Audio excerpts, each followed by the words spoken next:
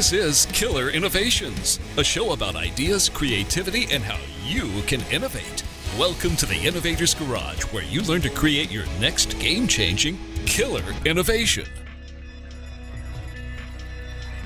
Hello, I'm Phil McKinney, and welcome to the Innovator's Garage. We're all about helping you go from idea to launching your innovation.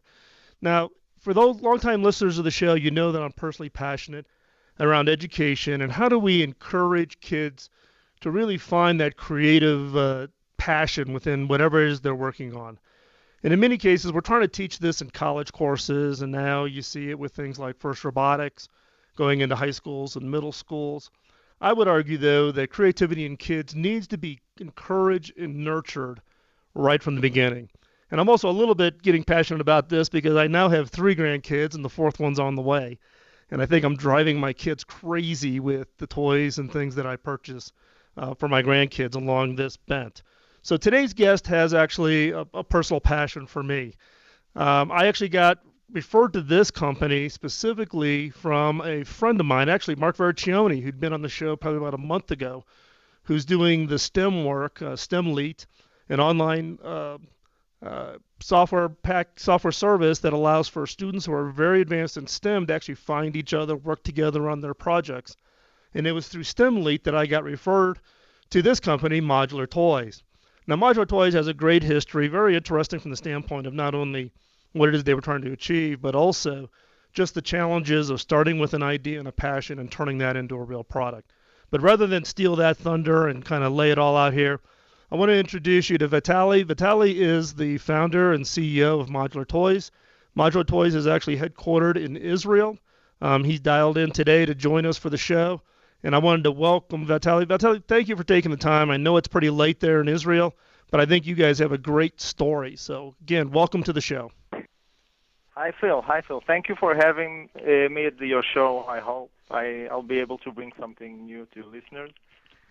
Thank you very much. Yeah, so what is give us a little bit of background on Modular Toys and how it was founded. I mean, Mark gave me a little bit of your background, and then you and I have exchanged some emails, and I was reading your background. But you've got that proverbial entrepreneurial story of coming up with the idea and then the challenge of trying to translate that into a real product and then building a real company. Yeah. Look, it actually started about 7 years ago. When I searched for a toy for my son's birthday, but I couldn't find what I wanted in the stores. So I actually wanted a real 3D racetrack construction toy. And in the market, there's a lot of garage. You can build them in 3 dimensions, but it's mostly not modular. You can build only a few variations, if any. Or in the other hand, there was a modular tracks, such as a wooden Brio train, if you know, but it's mostly flat.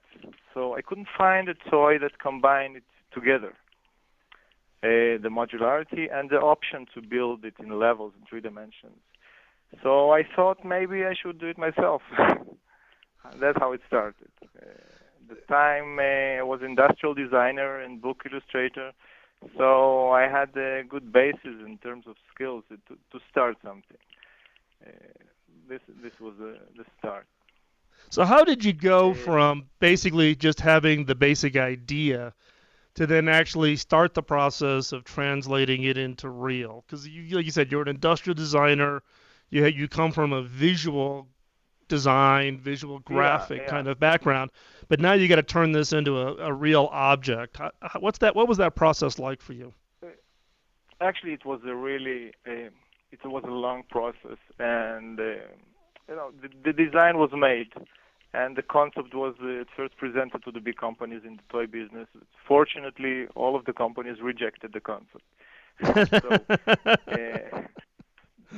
So, to give up wasn't an option. So after a while, I with the design I had, I found a plastic quality factory, plastic injection factory in Israel, and they decided to invest in it. Then the design was improved, and the first prototype of modular racetrack was presented in Nuremberg Toy Fair. It was very exciting times. It was only a start, and for me, I don't have any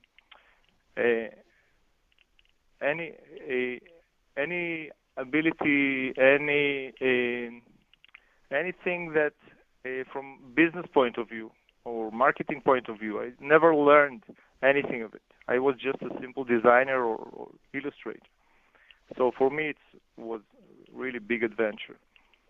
So in the case of in the case of then you found this the company in Israel that could do the plastic injection molding for you. You said you don't have the background in business or marketing or how the whole issue of just getting something started up out of the ground. Did they do that for you, or is that something that you still had to go through that whole process? Actually, I had to learn everything almost by myself. We did have help from a marketing professional, but at the end, most of the things I have to learn to do myself. At the first toy fair, we had a very good feedback from our customers from all over the world, and we started the production. And of course, need to learn the production, how to build everything, how to wrap it all together into a business that works and bring profits. And it's really long way to a lot of things to learn. You need to read contracts, you need to design, you need to make graphics, you need to go to the factories. So at the time after we presented the product, clearly Modular Toys had something innovative and unique. And it wasn't easy in terms of marketing, international marketing. If you remember, that time there was a sudden financial crisis to hit the Europe and the rest of the markets. All of the accounts shut their doors and worked on the leftovers of their inventories or products that was a sure sell. It wasn't a very good way to start a business. But we did survive. And during the years, we expanded the production lines and created new product lines, the modular castles, modular cars, modular characters, trains. And we reached a distribution network in around 15 countries. And today we have a nice business to grow up. Still a long way ahead of us, but that's...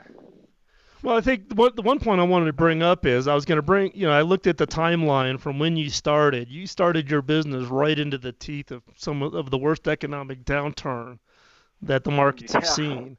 And it's actually, one of the things I do when I talk and I run my innovation boot camps is, one of the first things you have to learn is how to break the rules, not follow the rules. And one rule says you don't do business in the economic downturns. But if you look at some of the major Fortune 50 companies, even such as Hewlett-Packard, Walt Disney Company, all started in major economic downturns. And so I would give you kudos from the fact that you're in good company of having started a business in an economic downturn, and being very successful at being able to survive and have the discipline.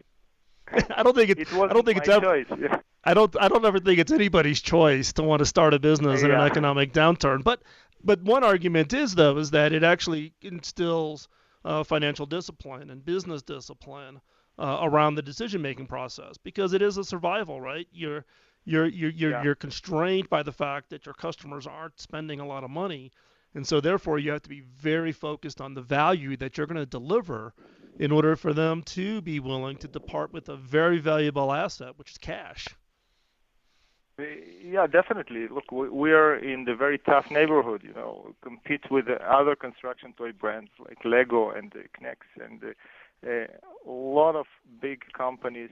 And at that point, we need to be very creative to find our way to be unique, to be different, because every other aspect of the business is very tough. We can't be much cheaper because our production in Israel and because we produce smaller amounts of products, and because we don't have this huge infrastructure like big companies and the ability to make a bigger and more expensive molds to reduce prices. So we really had to think about every detail and how to bring ourselves on top of it.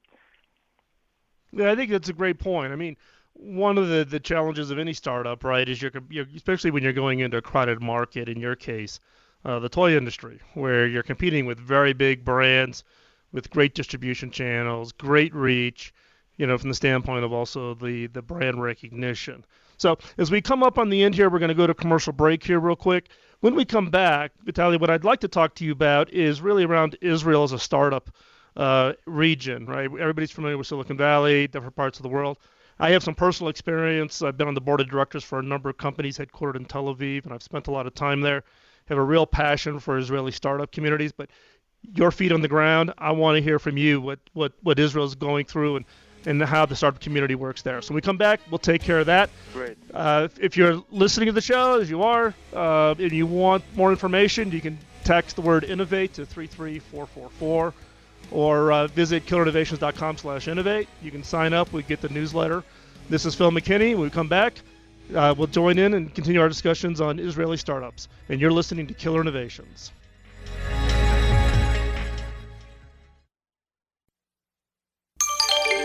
Biz Talk Radio.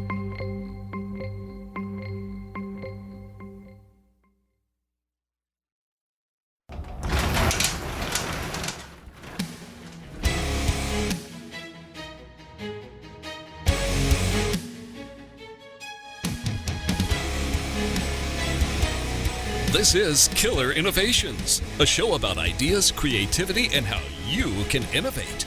Welcome to the Innovator's Garage, where you learn to create your next game-changing killer innovation.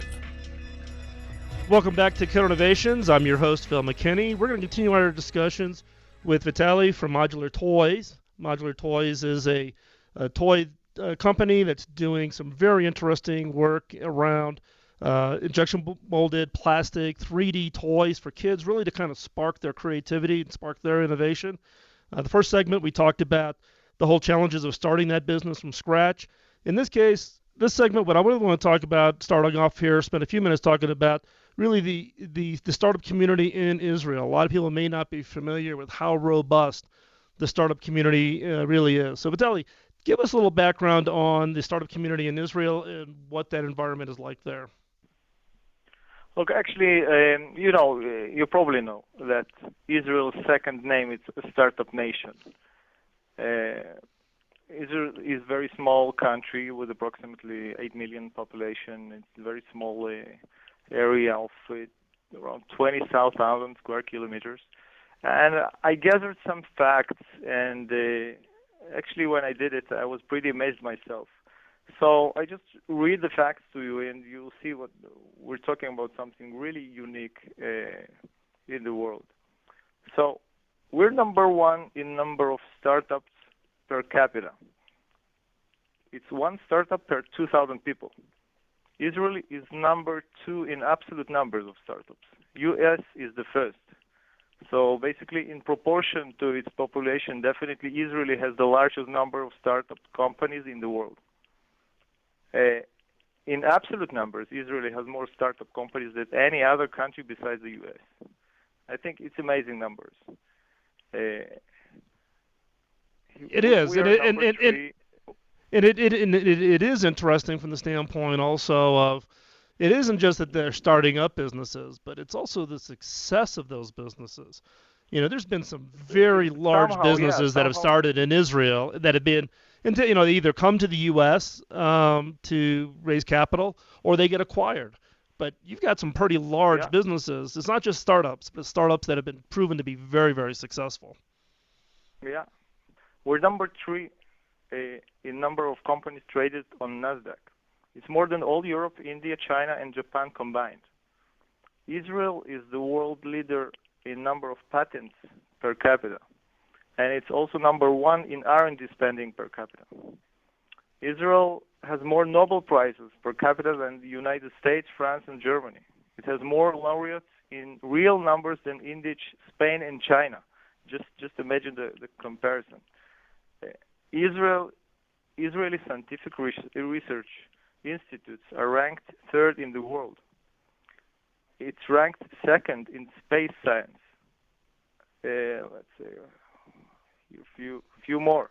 We are one of the 10 countries in the world capable of launching our own satellites.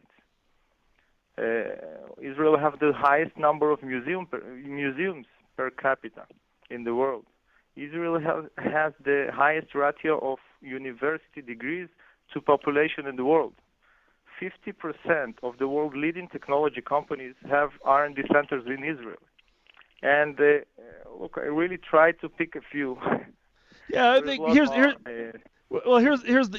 the question then. The underlying question is why? What is it about Israel? Is it something that happens in the educational system? Is it something that just is instilled in the culture? Is it, why do you think Israel, and you're there, you're a startup CEO there. Why Israel? I can give you my own opinion. I think it's more related not to Israel but to Jewish culture. In general, Jewish religion is about knowledge. The stereotype of two Jews, three opinions, is deeply integrated in our culture.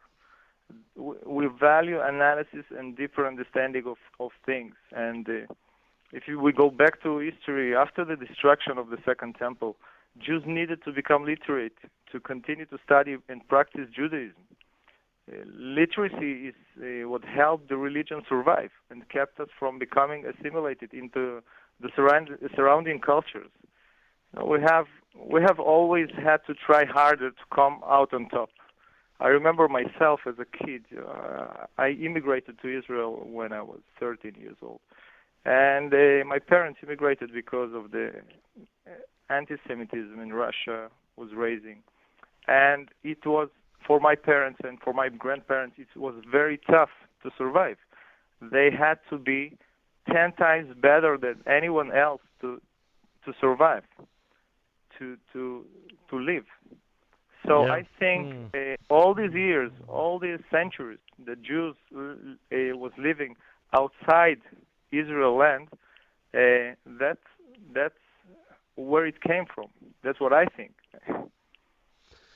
Well, I think this also kind of leads in then to your own, as you talked about in the last segment, about the perseverance that you've had to show to survive from starting modular toys right at the entry coming into the worst economic downturn, and only the strong survive in that case, from the standpoint of the startup. Yeah. So it sounds like you're the foundational piece is you couldn't have picked a better history to build upon from the standpoint of a cultural base.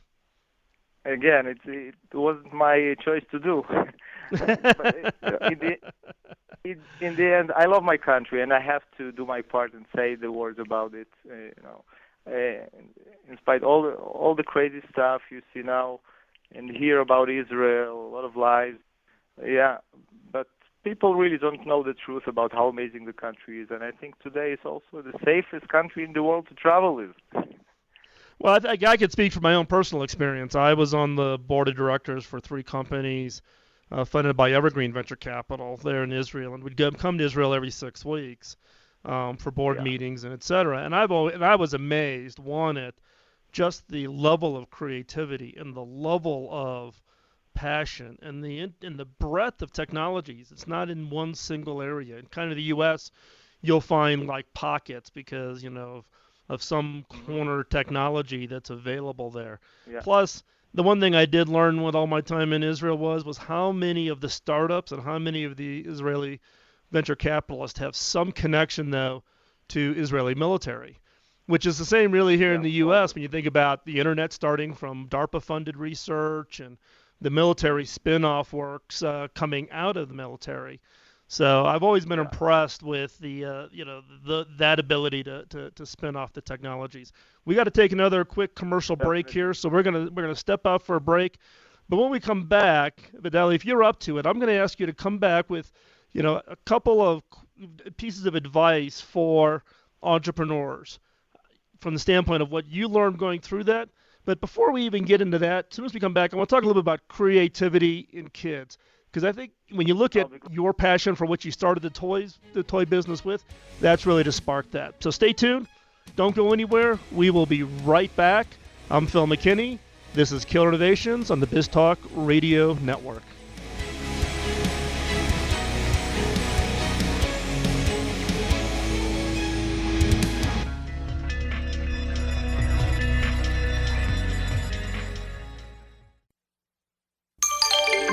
BizTalk Radio,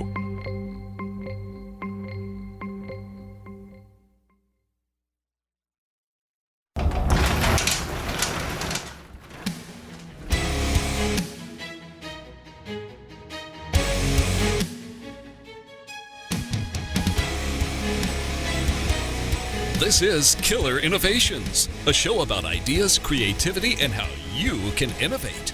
Welcome to the Innovator's Garage, where you learn to create your next game-changing killer innovation.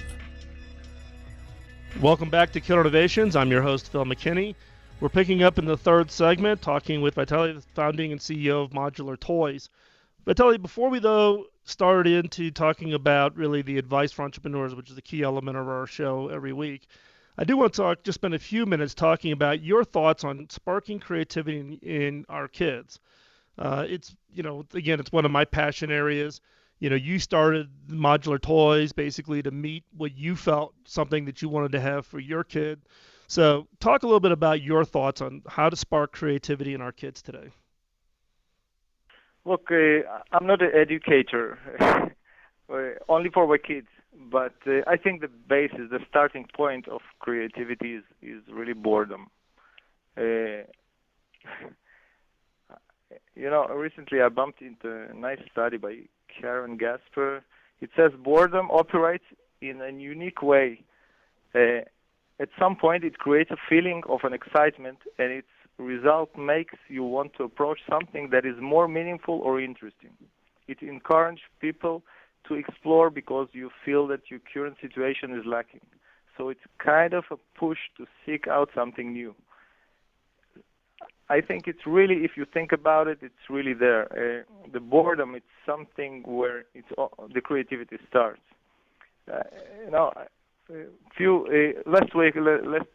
Last week I went with my kids to a dentist. I have 5 kids, so we have to wait around 40 minutes with all of them. Imagine that. At some point, Ariel, is 8 years old, wanted me to play with him card game, but it had to be played on the floor. I say to him, it's a public place. I can't play on the floor right now. So then I told him, okay, just get a bit bored. It's okay to be bored. And I started to watch him, and around after 20, 30 seconds, I saw the change in him. Suddenly something opened in his behavior, in his mind, and he started to look around and to read things that written on the wall or pictures, things, chairs. He started really, you see how his mind was open. And I think it's very important to let kids to be bored. Today we as a parents, we want kids get busy. We want them to be busy. And I don't think it's right. We need to give them knowledge. We need to give them the information, but we need to give them to be bored with it. And then they creativity sparkle and goes around, and they start thinking by themselves. Okay, well, Vitaly, I have to say, that's probably the first person on this show whose advice on how to spark creativity with kids is to actually let them get bored. And I've been sitting here and I'm listening to you, and it actually, the light bulb went off for me, right? I've got 3 grandkids, 4th one's on the way. Yeah. And you see it, right? You go to a restaurant, parents are busy shoving a tablet with a video playing on it because they want the kids to be quiet. Yeah. Or you constantly got the TV going, but like my grandson, he's the middle of the 3 grandkids. He lives pretty close to us, and he spends a lot of time with my wife and I. We don't have the TV on a lot, and he is into trains, right? But he can make a train out of anything. It doesn't have to be a formal track, Exactly. And he's and you sit there, and I'm getting the biggest kick out of just watching him at 2.5 crank through the whole process of learning how to build stuff and try it, and it doesn't work, and Papa, I need a piece of tape, or Papa, I need glue or something to go build something, and it's just, and I never put it in the context of boredom. You definitely have lit the light bulb for me here. That's an insight that I guess I've been observing, but just never realized. But there is another thing. I think the laziness is the second. I think it's also a factor in an invention process. If you think about it, most of the things was invented because we're lazy. Think about it. An elevator the Velcro, the calculator, a remote control. You know, my mother-in-law recently bought a simple air ventilator with a remote control. Really, I thought it's send share things on YouTube or fly somehow, but it was a simple air ventilator and it was with remote control. It's amazing. Well, You know, I always tell the story about remote. Bill Gates says. Yeah, I was telling the story Bill about remote controls from the standpoint of I was my dad's remote Yeah. control. You know, he'd sit in his chair and he would just yell at me to change the channel on the TV when I was a kid growing up. Yeah. Okay, he knew something. So hey, I'm saying before that- let's move on to, because I want to make sure Okay. that the listeners get to hear your advice coming from an entrepreneur, an inventor perspective. You came up with the idea, Okay. you developed it. What's that advice that you would give to the entrepreneur? Because a lot of the listeners of this show maybe have an idea, but they don't quite have the confidence to step out, or worried about what could go wrong. You know, we have this natural ability in our minds to plot out the worst possible scenarios on the other side. So what would be that one piece of advice that you would give to an entrepreneur? Oh, I have many advices, but I'll try to wrap it up as fast as I can. I think today is very hard to innovate. Today, we live in a times when there is too much information, too much products, too much pollution. How we make products today, how we consume, how we pollute with so many unnecessary products. We don't need another new shape of dustpan or a new form of a toothbrush. I really think we don't need to innovate in this. I don't think that what I did with modular toys is a real innovation. I mean, modular toys opens a different educational aspect for kids, yes, but I think a real inventor has to go deeper into a technology, into new technologies, learn new sciences, and bring the new innovative stuff from there. I think there is plenty of it there. But this is a time that we have to go deeper.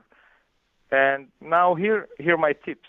First tip will be to throw the TV from the window.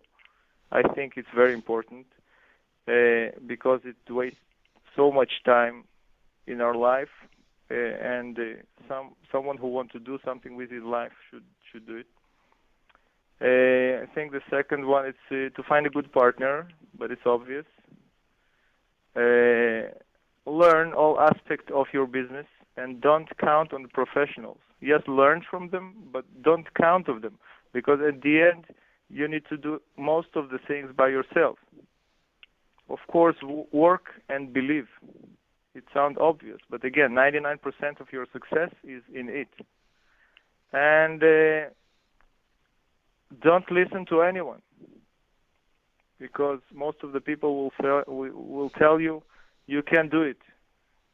And the last thing I think is most important thing is to do good. I think today we forget that our purpose in life is to do good things. And I see sometimes people who want to innovate, but they do stuff that create pollution, create violence, some violence games, or some inappropriate content in television or whatever. I think today we have to think what good you do with your invention to the world. And your points are absolutely right on, right? You know, I hear a lot from entrepreneurs and innovators who, looking for, maybe took too much advice from professionals. And in some cases, we don't think about what are we actually producing? Is it really moving the needle, or is it just another variation of the same thing? And then I think your point on the pollution is actually right on. So, hey, Vitaly, if people want to follow what you're doing, what's the best way to track you? We have our Facebook page. It's just find Modular Toys on Facebook. We have a website, modulartoy.com. Great. Perfect. And that's perfect. So if you want to follow up, I'd encourage parents out there looking to spark the creativity in their kids to take a look at Modular Toys. So they are not a sponsor. I'm getting no compensation, but from what I've checked out and what I've seen and what I've heard from people, this is something that you should check out. So go out to Modular Toys. We'll have links in the killerinnovations.com on the show notes. So check those show notes out, and we'll link right to the Modular Toys and the Modular Toys Facebook page. So stay right where you're at. We've got a great killer question coming up in the fourth segment. You don't want to go anywhere. This is Phil McKinney. You're listening to Killer Innovations on the BizTalk Radio Network.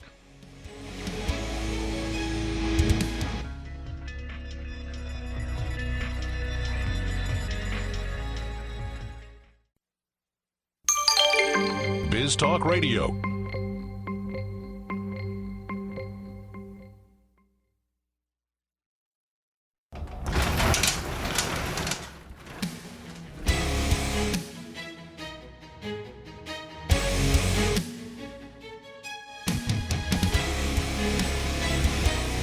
This is Killer Innovations, a show about ideas, creativity, and how you can innovate.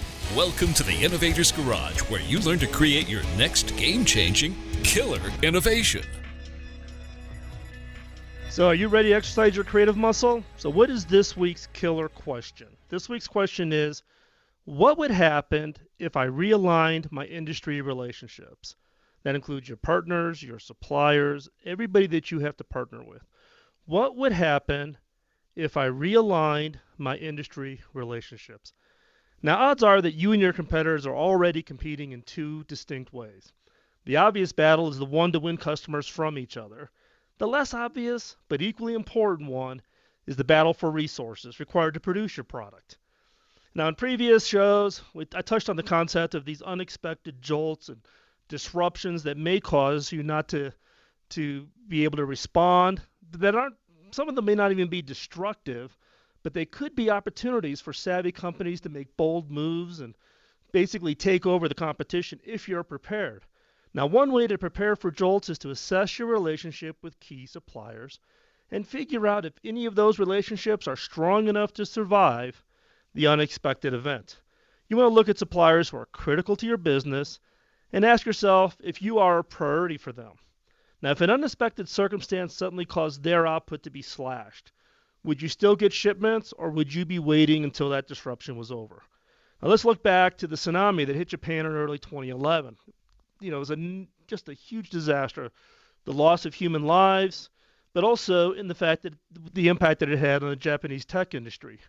Shin-Etsu, the world's largest producer of silicon wafers, used to make semiconductors.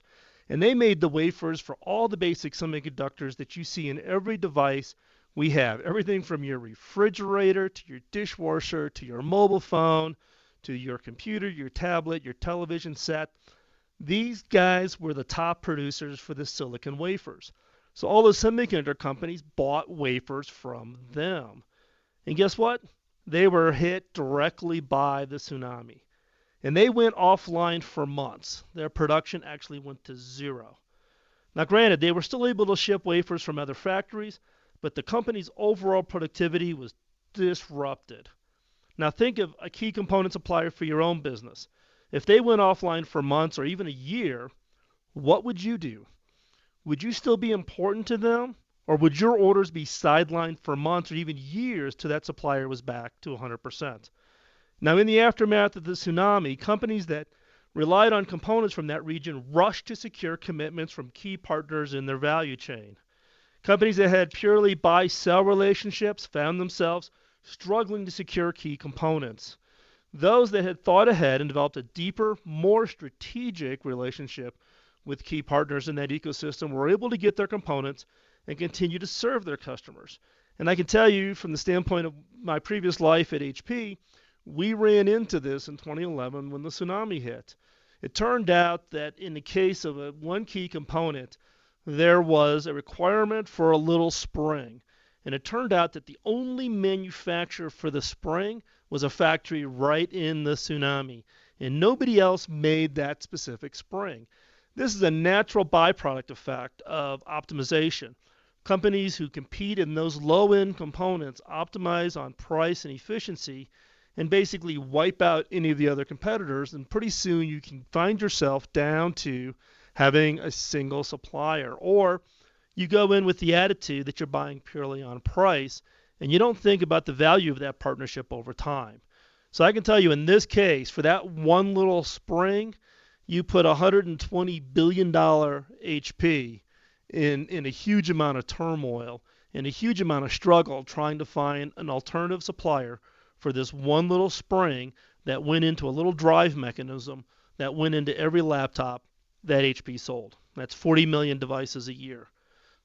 And so in that case, that kind of caused the spark for me to say, we need to think differently about the supplier base. We need to make sure, one, that you got alternatives, but two, you have to have that deeper relationship. You have to treat them as co-innovators. And what is it that you can innovate with them rather than just having them just supply you cheap parts? Are there opportunities for you to actually go into a much deeper partnership such that when something does happen, and let's face it, something bad happens, shipping snafus, manufacturing snafus, we're always going to have these little issues. In this case, are the ones that you have that deeper relationship are ones that are going to be around much longer. So the sparking questions or the points that I want you to really think about this week is, are there areas where you could establish a unique relationship with key partners and therefore block your competitors? Not just that you get the advantage, but you could actually block your competitors. What essential needs do you share with your competitors that are not obvious? Look deep, seeing where your competitors and you overlap. And then how could you attract partners that would extend the value of your product? And this includes things such as, if you're developing a product, partnering with one of your suppliers on accessories, letting them participate, let them get an ownership piece to what it is you're fundamentally doing. So get your notebook out. This is where you exercise your creative muscle. You want to set aside 10 to 15 minutes every day. That's not a lot of time, but it could have huge impact to you and your career. Just like, as I said in the past, you can't get up off the couch being a couch potato and expect to run the marathon. If you've been a creative couch potato, you can't hop off the couch and expect to be highly creative, high impact. So you got to get out there and exercise. So get out there, practice, answer these questions, spend the 10 or 15 minutes, collect up those best ideas, and I think you'll be amazed at what you can uncover. To stay up with everything we have going on at Killer Innovations, text the word INNOVATE to 33444, or if you're outside the U.S., you can just visit killerinnovations.com/innovate. And don't forget to check out the show notes. It's a place where you find all the innovation groups, such as the Killer Innovations group on LinkedIn. Feel free to join, and you can see where our upcoming guests are. You can connect with past shows, etc.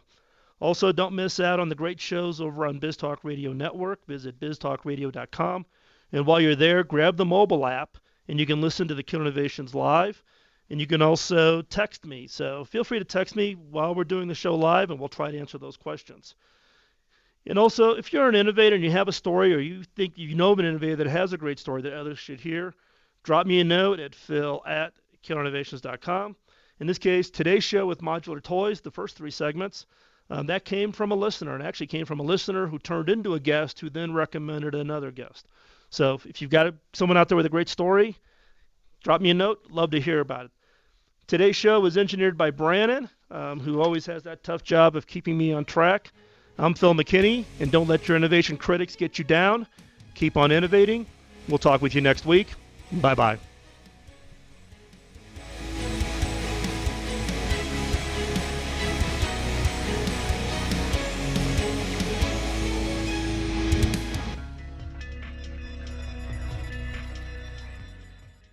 The opinions you hear on Biz Talk Radio are those of the hosts, callers, and guests, and do not necessarily reflect those of this station, Biz Talk Radio, its management, or advertisers. The information on Biz Talk Radio does not constitute a recommendation, offer, or solicitation to buy or sell any product or service. If you have any questions about Biz Talk Radio, contact us at 817-274-1609 or at biztalkradio.com.